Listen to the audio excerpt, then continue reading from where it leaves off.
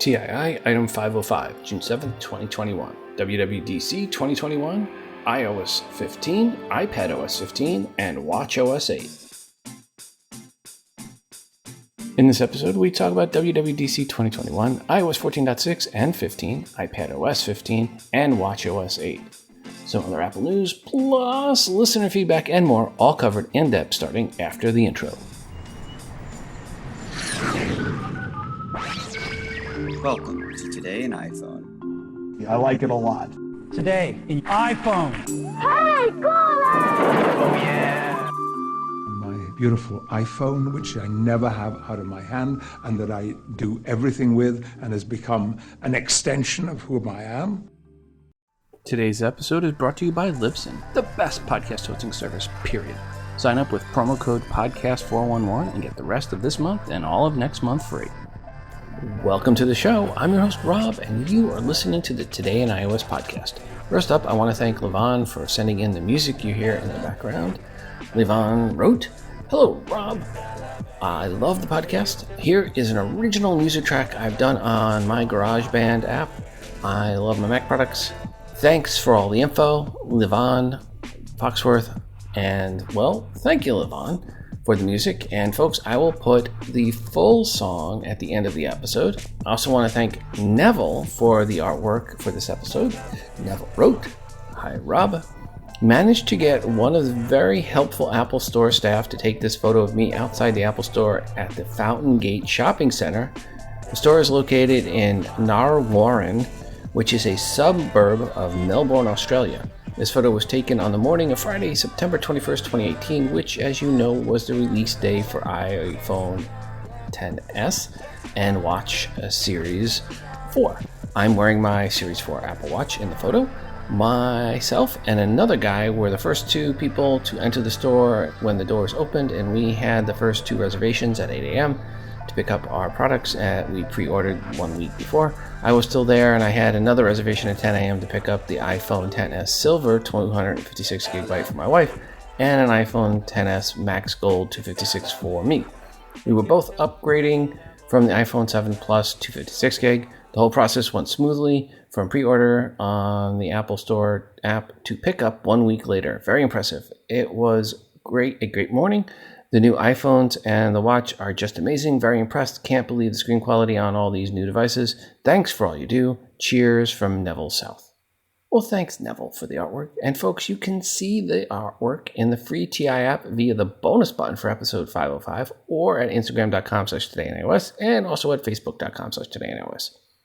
If you have some artwork and or music you have created on an iOS device that you would like to share with the audience, please email to me at todayinios@gmail.com, and please make sure to include which app or apps you use to create said artwork and or music.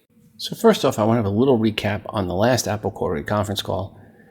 Apple reported Q1 2021, which is their fiscal Q2 2021 quarterly report, revenue of $89.6 billion versus $58.3 billion a year ago quarter, so quite an increase. And $114.4 billion previous quarter, so a little drop, but that's expected. Total cash, $204.4 billion, up from $8.8 billion for the quarter from $195.6 billion. And there is now $122 billion in debt. So take that out, and you got about a little over $80 billion, $82 billion in cash. Last quarter sales, iPhones, $47.9 billion versus $31.1 billion a year ago. iPads had $7.8 billion in revenue versus $4.9 billion a year ago quarter, and $8.4 billion the last quarter. Macs had $9.1 billion versus $5.5 billion a year ago quarter, and $88.7 billion the last quarter. Wearables were at $7.8 billion versus $5.1 billion a year ago quarter, and $13 billion last quarter. And then services were at $16.9 billion versus $11.5 billion a year ago, and $15.8 billion last quarter. Overall, everything was up significantly year over year quarter. Of course, part of that has to do with COVID-19 and the closing down in China and partial close down in the US. Miscellaneous notes, though.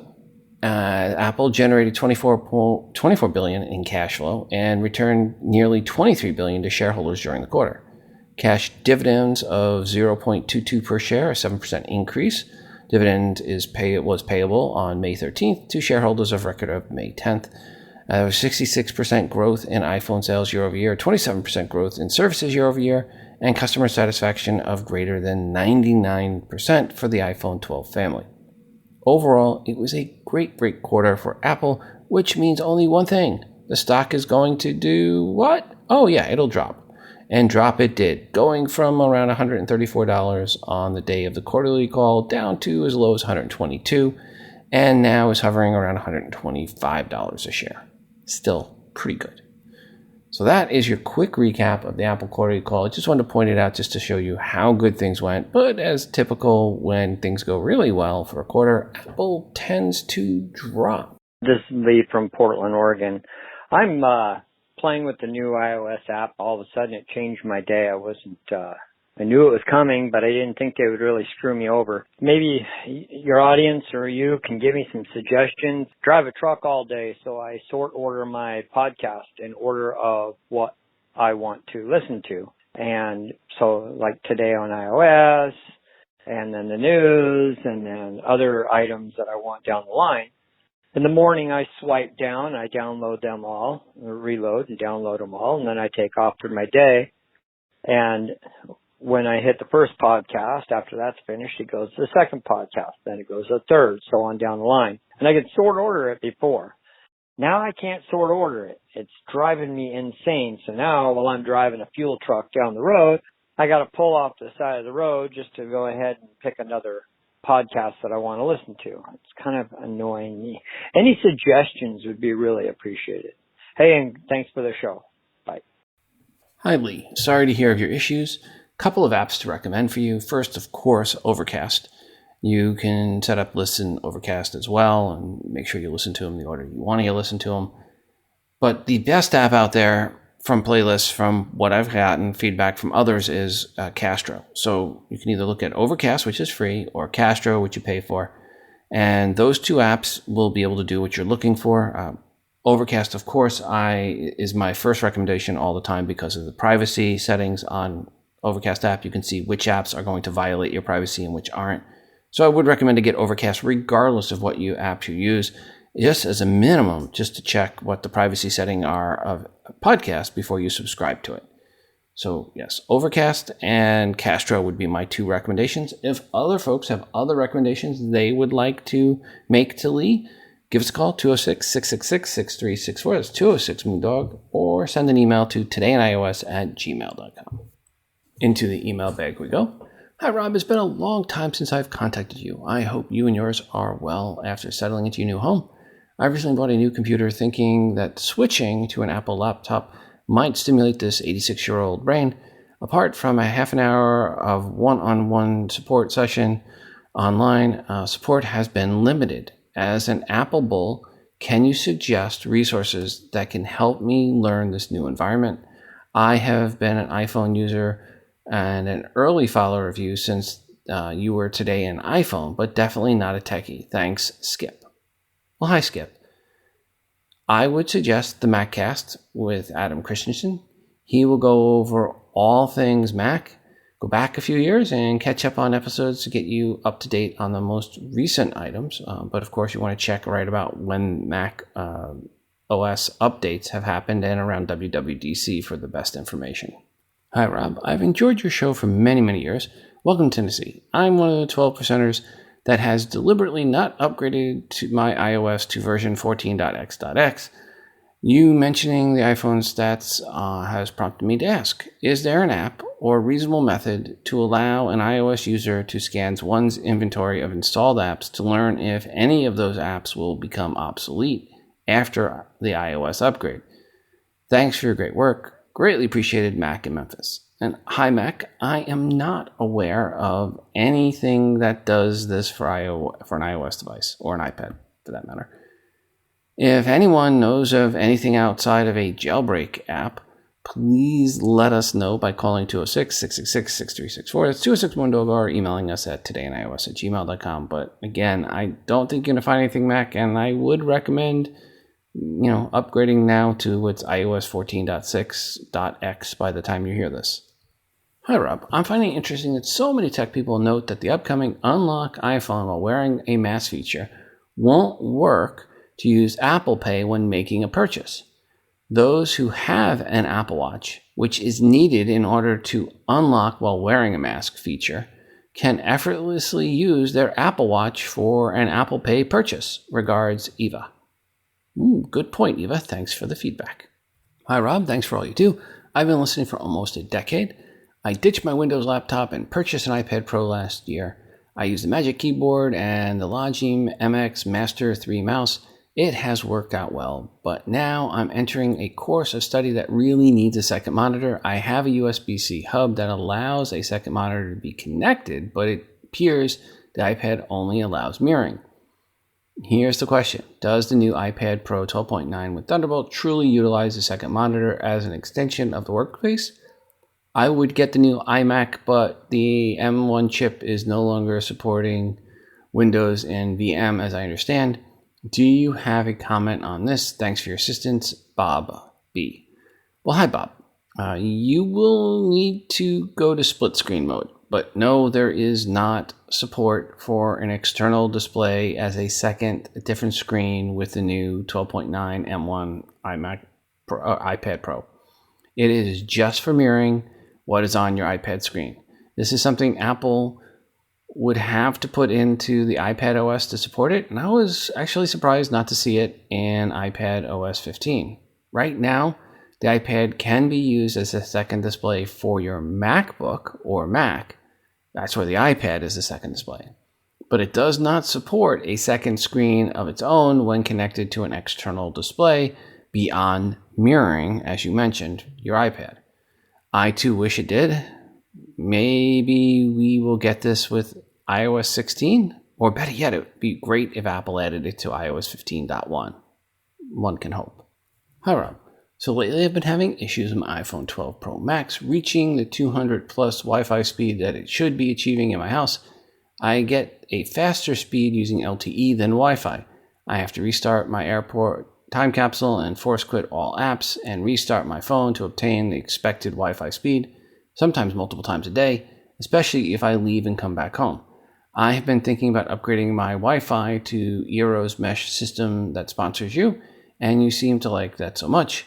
What's holding me back is laziness to have to reset all my devices to the new Wi-Fi. If I name the Eero's system the same as my current Wi-Fi and make the password the same, will all devices connect without having to reset?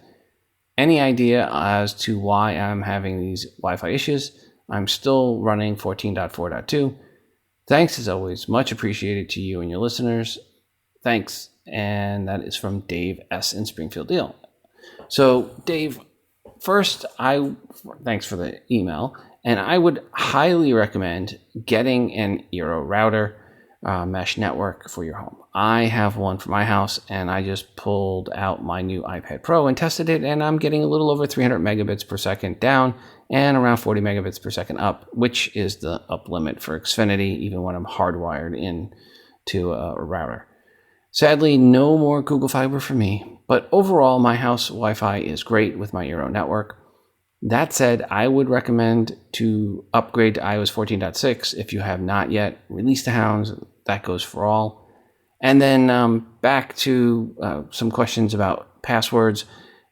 Yes, what I actually have done is I've set up the same username or Wi-Fi name and password that I had in my previous before I went to the Eero, and everything switched over. I didn't have to retype in passwords. And then more importantly, I set up the same Eero routers at my parents' house, and I gave them the same password. And then at my mother-in-law's house, her Wi-Fi, which was the one that came from the cable company, I set it up with the same Wi-Fi name and password. So whenever my wife goes to my mother-in-law's house or my mother comes to our house, her devices and their devices work seamlessly, and the same with my parents. When they come to my house or I go to their house, the devices work seamlessly, so I don't have to retype at any of their houses. So yeah, not only does it work when you do it in your own house for switching, but if you're helping set up anybody else's, you might want to do the same thing. Hey Rob, this is Eric with an A from New York, longtime listener. Just listened to item 504 And you had mentioned that you are excited about the new Apple TV because it has a dedicated power button for your TV.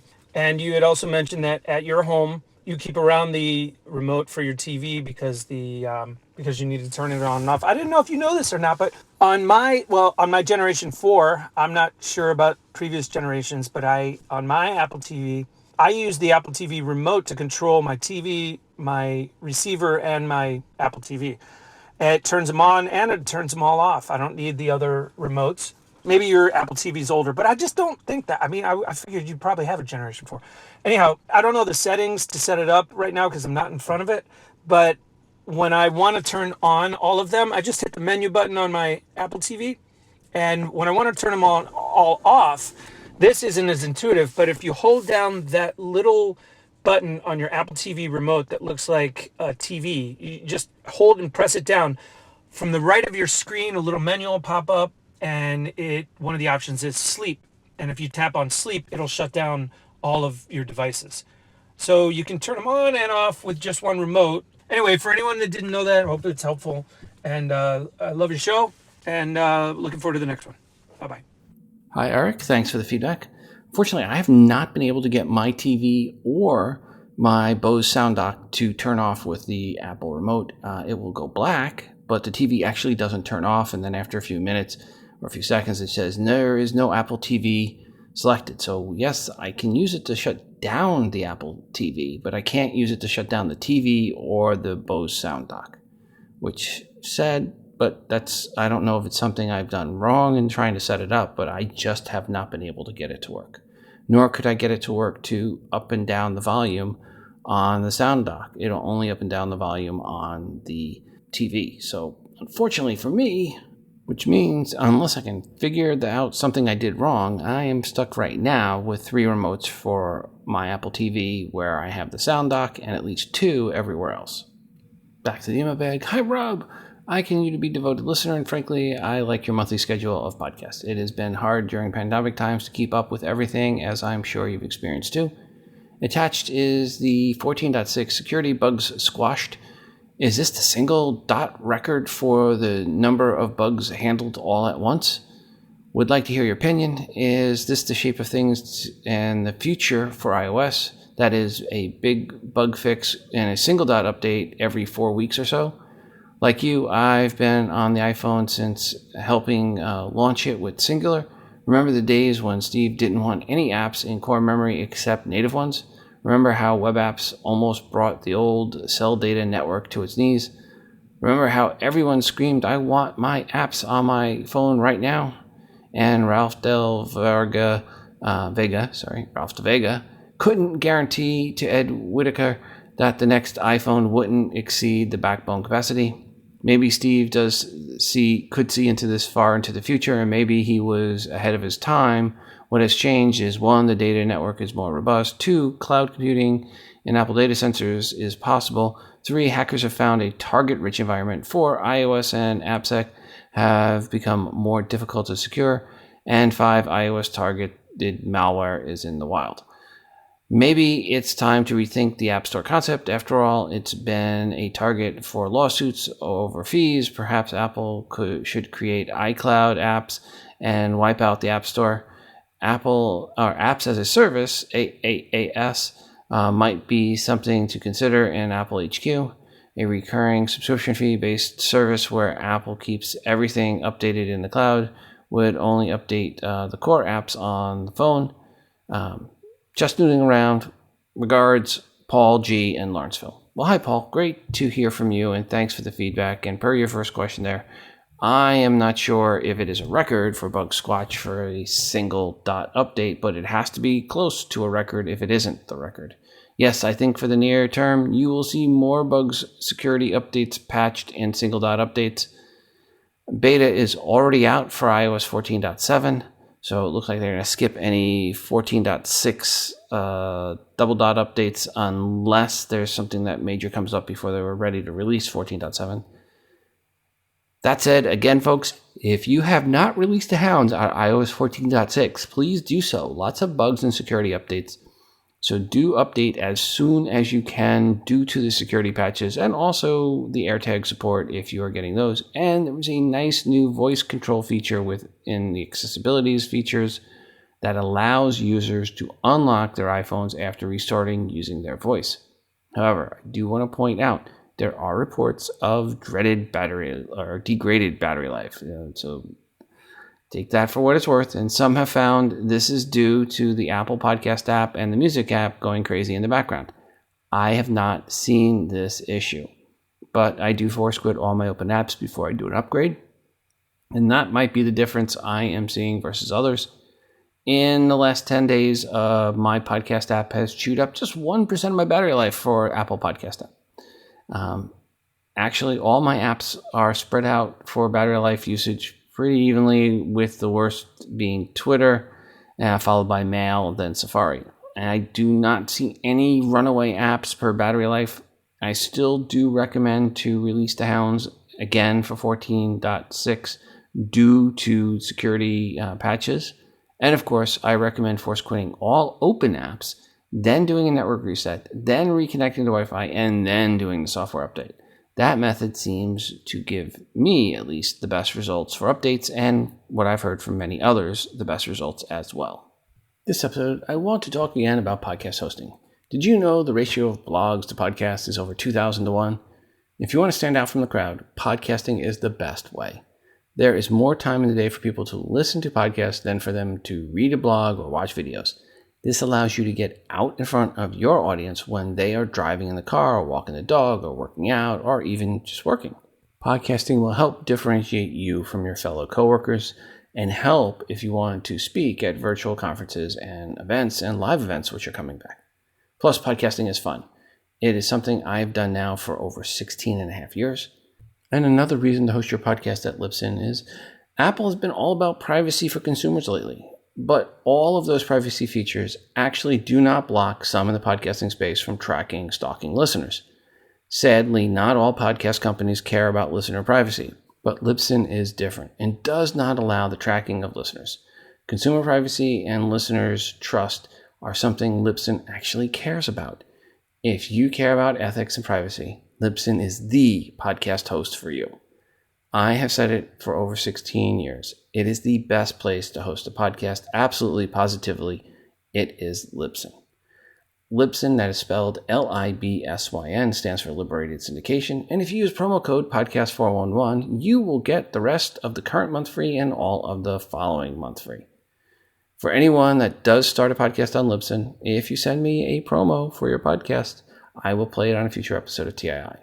Libsyn, for those that do not follow the podcasting space, is the largest podcast by number of active podcasts and active episodes and total number of downloads all time. Beyond it being where I host TII and work, it is where Dan Carlin, macOS Ken, Dave Ramsey, Joyce Meyer, eBay, Oracle, Google, and even Microsoft host their podcasts. Again, just use promo code podcast411 to get the rest of this month free, or the month you sign up in free, plus all of the following month free. Okay, now it's time to go over WWDC 2021. Matter of fact, this will be the rest of the episode. In the Apple WWDC keynote, here is a breakdown of how the 106 minutes were spent. And I want to point this out. The intro and outro total was 6 minutes. So really, you're looking at content. There was 100 minutes of content. And the minutes mentioned here are also the same as percentage of the content each received. That makes it really easy to see where Apple's focus was this year. And it breaks down as following. 3 minutes for the video intro, 2 minutes for Tim's part of the intro, 30 minutes for iOS 15, 3 minutes for AirPods, 11 minutes for iPadOS 15, 5 minutes for privacy, 3 minutes for iCloud, 11 minutes for health, 7 minutes for watchOS 8, 5 minutes for home, 14 minutes for macOS Monterey, 11 minutes for DevTools, and 1 minute for Tim Cook to wrap everything up. That iOS dominated with 30% of the content, not surprising. macOS came in second with 14% of the content, but a lot of that also was talking about how the Mac works with iPhones and iPads, so yeah, a good percent of that also goes over to iOS and iPadOS. Health came in at 11%, the same as DevTools and the iPad, which was a little surprising. And poor tvOS did not get any minutes or mention. Overall, it was a very spread out event with over 10 different segments. And now let's get into the highlights. As mentioned, the first 3 minutes were a video intro that Apple tried and at points actually pulled off being funny. There was a fake Tim Cook and a fake Craig Federighi, a DeLorean, and much, much more. Actually, I would say, though, it was a minute too much long. So if they had shortened it by a minute, probably would have been much funnier. Then Tim came out and gave some stats, like last year's WWDC was watched by 25 million people. If it was a TV show in the US, it would have been a top 10 show. Most of Tim's talk was about, really it was just rah, rah, go, devs, go. That's what his speech was there. It was just to rally the troops and fire everybody up. And then he was gone and really didn't come back till the outro. 5 minutes in, Craig Federighi came out to talk about iOS 15, and we would see Craig the rest of the way. Betas for devs is available today for iOS 15 and all others that we're about to talk about. And as always, do not update a device for the first beta of a no-dot update if you need it for work or any other reason. Beta equals bugs. First beta of a no-dot update equals lots and lots of bugs. So just make sure you are okay with not everything working fine for a while when you install this beta or any beta in iOS 15 or iPadOS 15. The first item up is iOS 15, and that was FaceTime. Initially, he talked about spatial audio. That's where it goes around, and support for it, so that when on a FaceTime call with multiple people, the one person on your screen on the right side will sound like they are on your right, and one on the left side of your screen will sound like they're on the left. They also introduced voice isolation, which is a fancy way of saying background noise removal. They showed a video of a woman talking on FaceTime and her child coming in the house with a leaf blower, because we let all our kids play with leaf blowers. Anyway, it was going, and then she turned on voice isolation to remove the leaf blower, and worked pretty well. I am more interested, though, to see how it works if you are in a noisy restaurant. Removing a leaf blower from audio is easy. Removing a bunch of people in the background talking loudly while there is clanking dishes and glasses is much more difficult.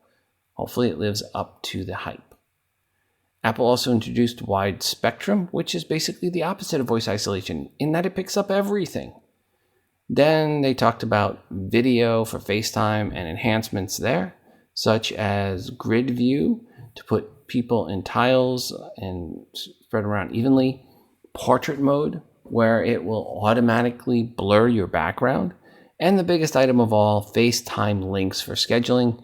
You cannot only get a link now, but you can also send out that link to a person or a group of people for a meeting or a call at some day, time in the future. But those people can access the meeting not just from an iOS device or a Mac device, but also via Windows and Android devices via that link, opening up FaceTime calls to all.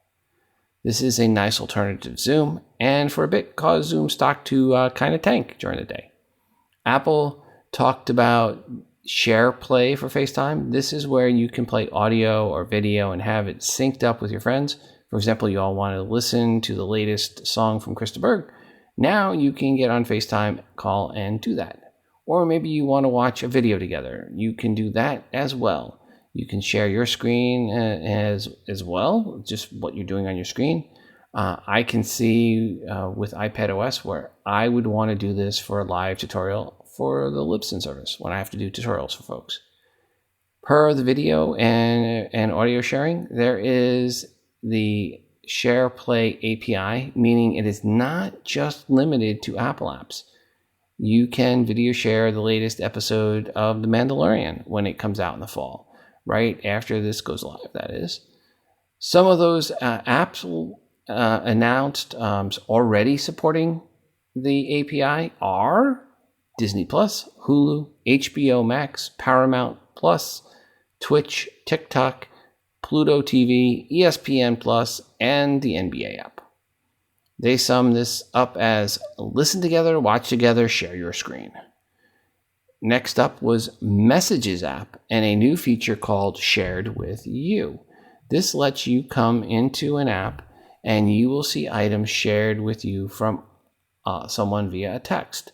This is supported right now with the Photos app, the Apple Music app, Apple News app, Safaris, Apple Podcast app, and the Apple TV app. And you can pin a text that is important to make it more visible in search. Then there was notifications. There is new improvements with a fresh new look and bigger icons for people, making it easier to identify incoming items. They also added notification summary to group notifications to come in together at a certain time. When you use Do Not Disturb, it will show that status in Messages. Focus is a new offering that helps you set up your day to, focus on specific things, like when at work, making just your work apps available, or to only get messages from others at your company or that you work with. Think of this like Adderall for your iPhone.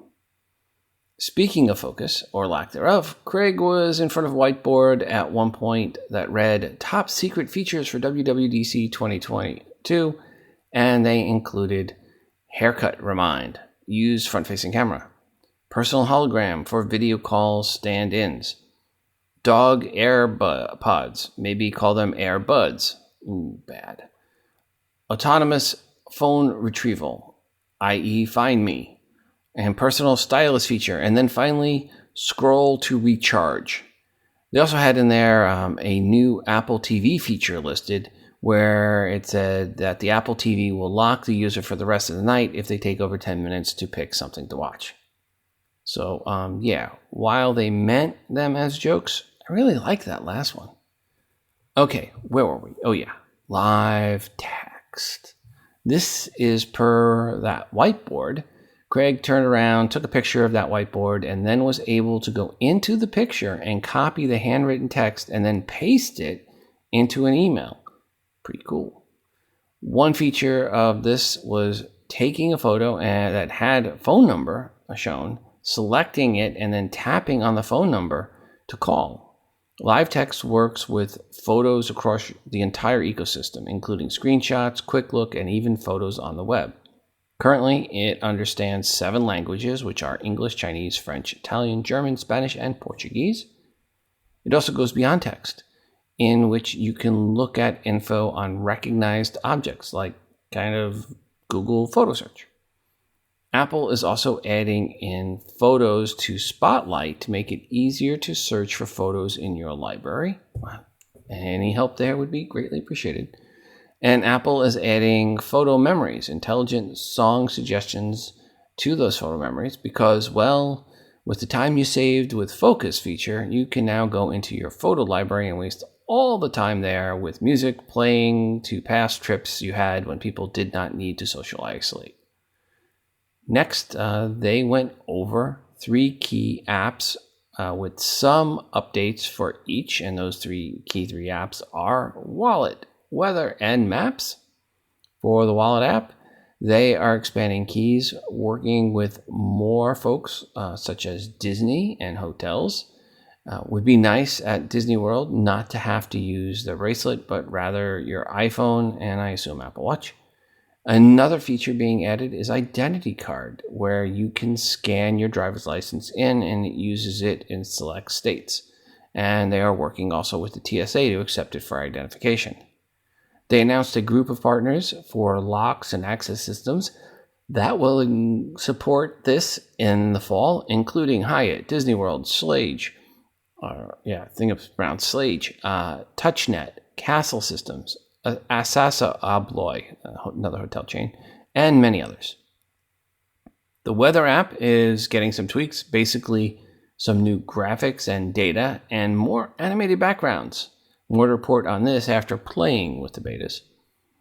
The Maps app, they started by talking about the improvements and updated map app from 2 years ago, and saying it was previously available in the US, UK, Ireland, and Canada, and that starting now it'll also be available in Spain and Portugal. And then later this year, they're going to add Italy and Australia. They are offering improved views when giving drive-in directions with more 3D elements, with some of those, really to help with, as I said, with some of those tricky highway exchanges. For those using transit directions, it will help reorient you once you come out of the subway using an AR overlay. These additional transit features will be available by the end of 2021 for London, Los Angeles, New York, Philadelphia, San Diego, San Francisco Bay Area, and Washington, D.C., with many more coming next year.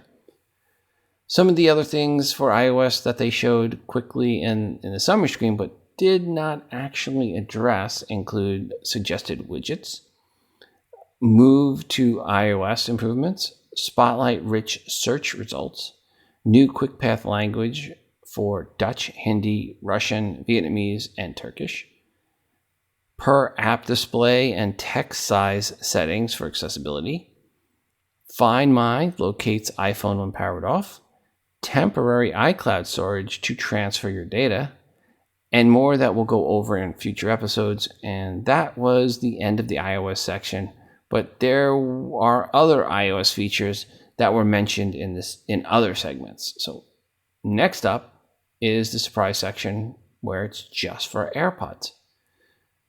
First was a new feature for AirPod Pros called Conversation Boost.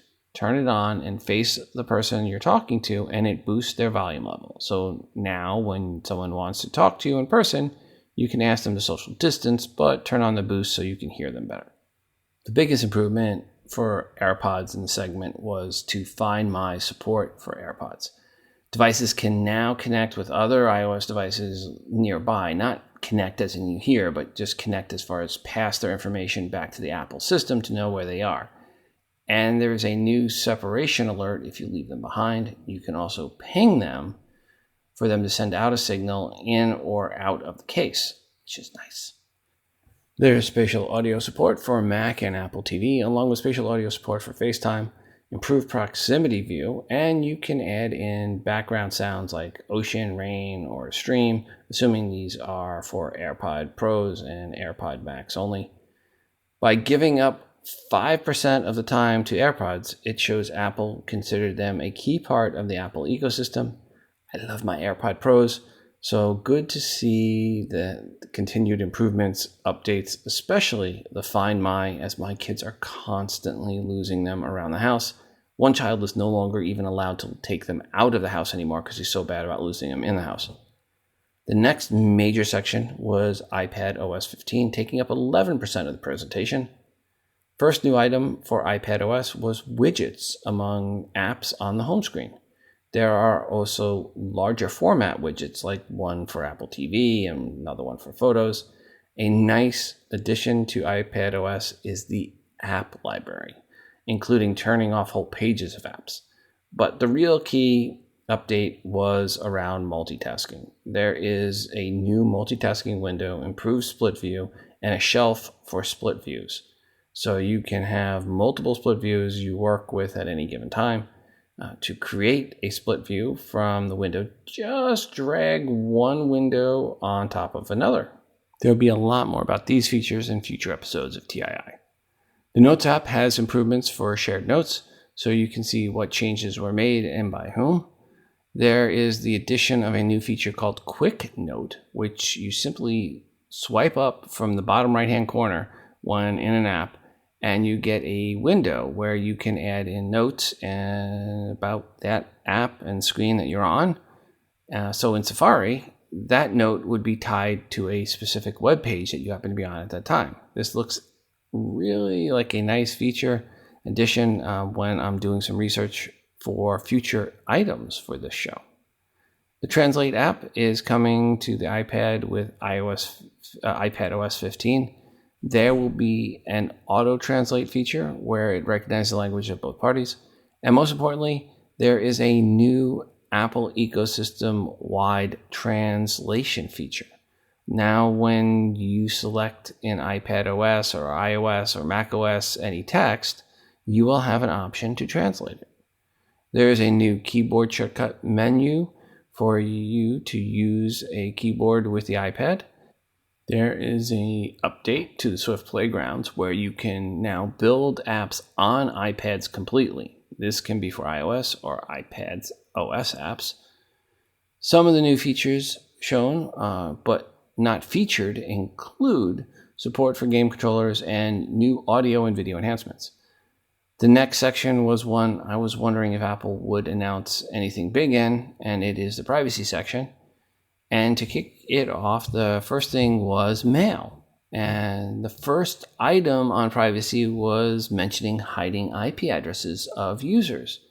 Apple thinks IP addresses info is personal info that needs protecting. But sadly, in the podcasting space, there are companies that do not, claiming that on their sites, that IP address info is not personal, such as Omni Studios. Shame on them. They are wrong. Apple is right. Sorry, I digress. But go listen to the podcast called Opt In for more info on data privacy. That is my other new show. Just search for Opt-In and then data privacy, and it is the bluish icon. So with Mail, Apple will give you an option to hide your IP address, which I highly recommend everyone does. You can then hide your location and hide if you opened an email, so they don't send that out. This feature is called Mail Privacy Protection, and once you have iOS 15, I highly recommend you turn this option on. On the Safari side, they also talked about hiding IP addresses, and you can see which trackers were prevented from following you in Safari Privacy Report. And they also introduced the App Privacy Report. The App Privacy Report gives you an overview of how apps use the permissions you've granted them. This is not something in the digital marketing world they're going to like or Facebook's going to like, which means it's good for users.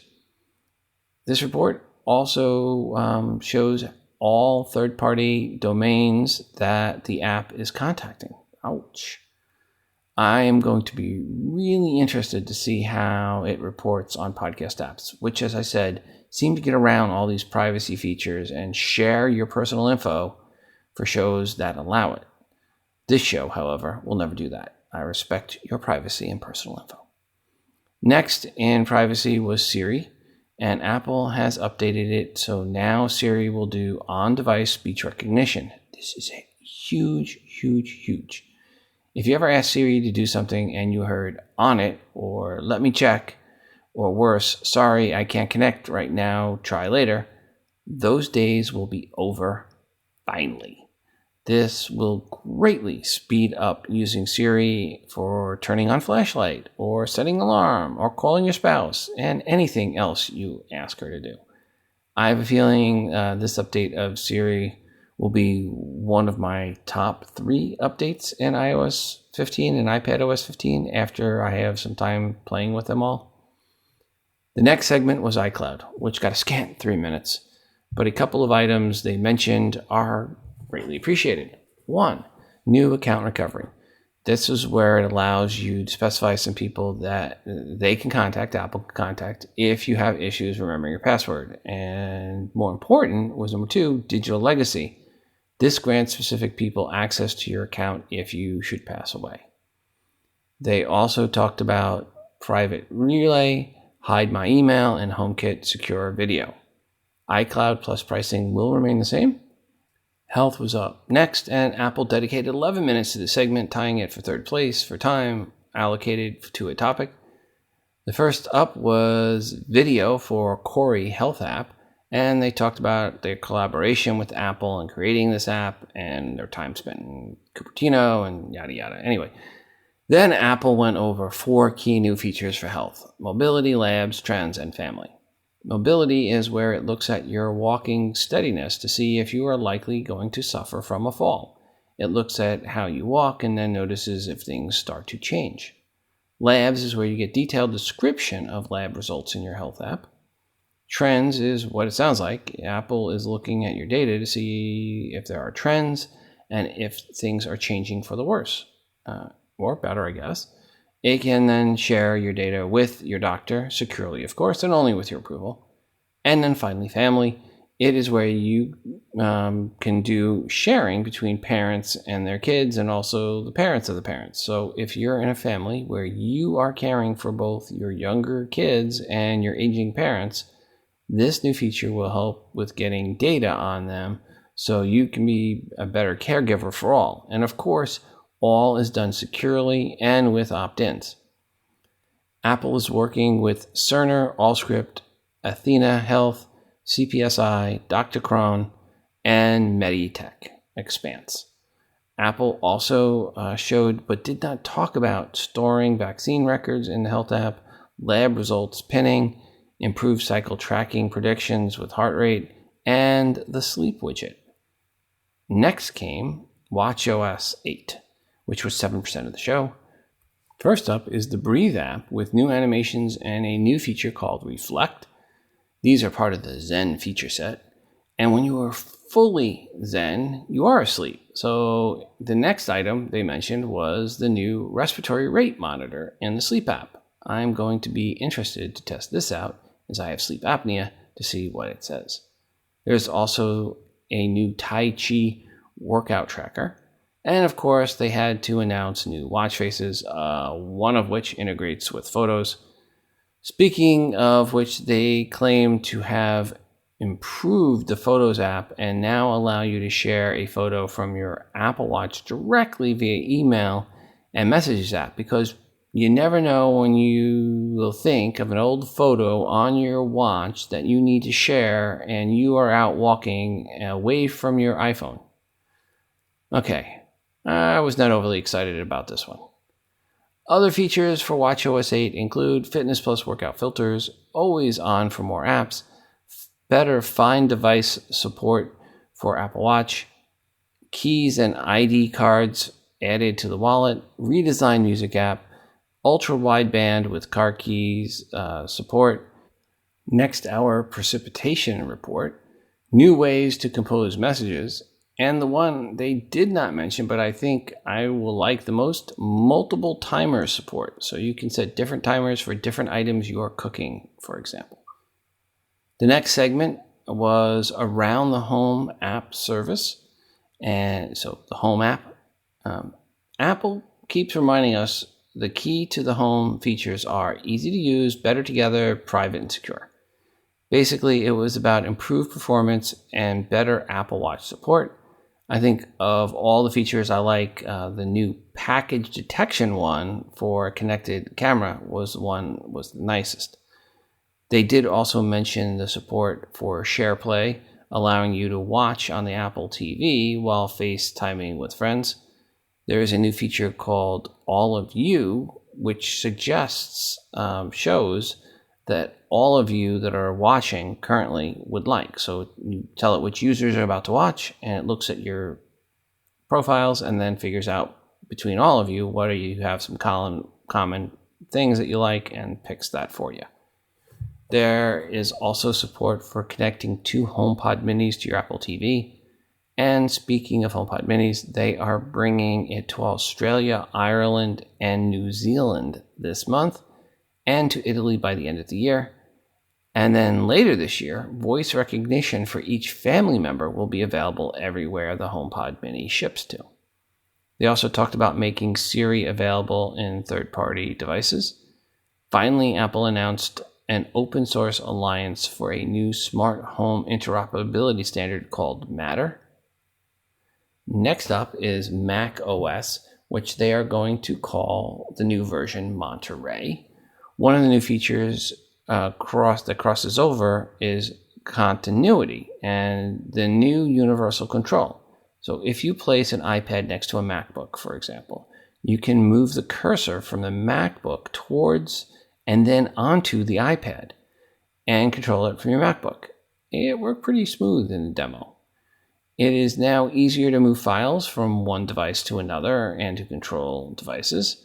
There is now AirPlay to Mac. So if you have video that you're watching on your iPhone and you walk up to your Mac, you can choose the Mac screen to keep watching on, or continue watching on, or start watching on. Shortcuts are coming to the Mac. Safari on the Mac will also get privacy reports, tab groups, which can sync with an iPad, and they also mentioned the addition of a tab bar for iOS that will be at the bottom of the screen in Safari, making it easier to switch between open Safari windows. Finally, there is extensions that can go across macOS, iOS, and iPadOS. And there were other new features, but those were the key ones that work with or literally alongside the iPadOS and iOS. Finally, we get to the Dev Tools section, which was around 11% of the presentation, again, tied for third. Really, it was about the addition of lots of new APIs. No way to go over those, way too many. If you're a dev, just go and look at what Apple added to iOS 15 per APIs to see what can help you. There is app concurrency improvements for running multiple tasks concurrently, App Store improvements, and now Xcode Cloud, where you upload the app and it gets built in the cloud. There was no new hardware announcements at all, so cross that one off your bingo card. Anyone holding out for a new MacBook Pro with the M2 chip, you're going to be holding out for a bit longer. As mentioned, betas for all the OSs mentioned in this segment, in this episode, are now available. For devs. Did I mention it's for devs? And just for use in non-critical devices, where you are tolerant of crashes and issues. Beta equals bugs. I will be getting into iOS 15 and iPadOS 15 shortly, and we'll go over the new features and updates in more detail, especially for those mentioned on episodes from now through September. All these are expected not to launch until the early fall, based on how Apple talked in the keynote. So folks, let me know your thoughts. What features announced are you most excited about? Were there any you hoped for that were now announced, i.e. dual monitor support for iPadOS 15? That's the one that I was most surprised it wasn't there. And any other feedback overall with anything mentioned or not at WWDC 2021, give me that feedback. Call 206-666-6364. That's 206-MOM-HELP. Oh, wait. Moondog. We're at Moondog. Other show is Mom Help. So 206-Moondog. Or you can record the feedback and email to me at todayinios@gmail.com. That's todayinios@gmail.com. Or you can send textual feedback there as well. How much do you earn? Well, I'd help you for nothing. It's my pleasure. How much do you earn? The work is my reward. How much do you earn? I'm not in it for the money, but I do accept verbal high fives. I want to remind you, if you're looking to do a podcast, there is only one podcast host you need to look at, Libsyn, Libsyn. Sign up there with promo code podcast411 and get the rest of this month free and all of next month free. And if you do that, send me a trailer for your show and I will play it on a future episode of TII. And before we go today, I want to remind you to send your feedback to the show, 206-666-6364. That's 206-Moondog. Or record your feedback and email to the show at todayinios@gmail.com. Feedback can be a question or comment per something someone said on this episode, or it can be a question or rant you have about something else, an app, a product review, good or bad, as long as it is iOS related and iPadOS related. It is welcomed. I'm always looking for new artwork to feature that you have created on an iOS device. And today I used something that was over 2 years old. So put some TI branding on it and send it in. And of course, we're always looking for more music created on an iOS device to play on the show. This is your show, and your feedback is always greatly desired. Also, don't forget to check out the Moderated MeWe community by going to todayinios.com/community. When you go there, you will need to request to be added. I have 2 questions. First one seems to quickly weed out the Android fanboys. I ask which is the better OS, iOS or Android, and the Android fanboys can't bring themselves to say iOS. So they say either both or Android and instantly are rejected. So yeah, it's a nice, safe Android fanboy free zone that you can ask questions or post articles about pretty much anything Apple related. A quick reminder, if you are an app dev or an iBook author, email me if you want your app or iBook featured in the promo giveaway segment for free. We just need the 5 promo codes or more to give away. Simply email me at todayios@gmail.com, and please include a 60-second or less audio review of your app or iBook indicating you are the dev or the author. Also, when you send in the promo codes, please make sure to let me know when they expire. And finally, check out the Tii app, which is free to you. Search for Tii in the iOS App Store. It is the best way to consume the show and to get push notifications each time a new episode of Tii is released. It is fully voiceover friendly, of course. Please go now and download the Tii app to get the update. Until the next time, I am your host, Rob, reminding you to phone different. This show is hosted on Libsyn.com and part of the Libsyn Media Network. If you are looking for podcast hosting, go to Libsyn.com. That is Libsyn.com for hosting for your podcast and creation of your own smartphone app. The Today in iOS podcast can be found everywhere you listen to podcasts. That includes Apple Podcasts, Spotify, Pandora, Overcast, Stitcher, and everywhere else you listen to audio.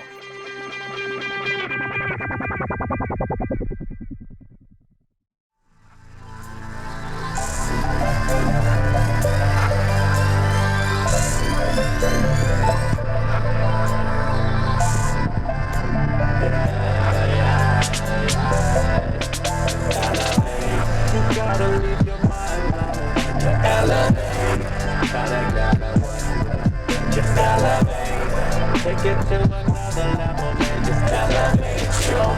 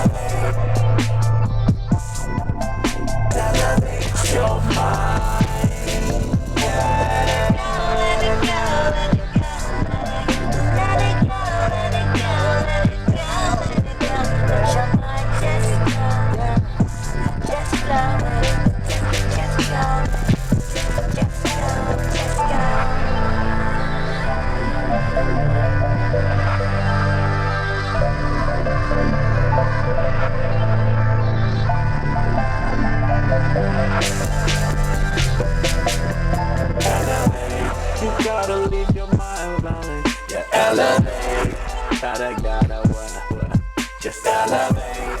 Take it to another level, man. Just elevate your mind.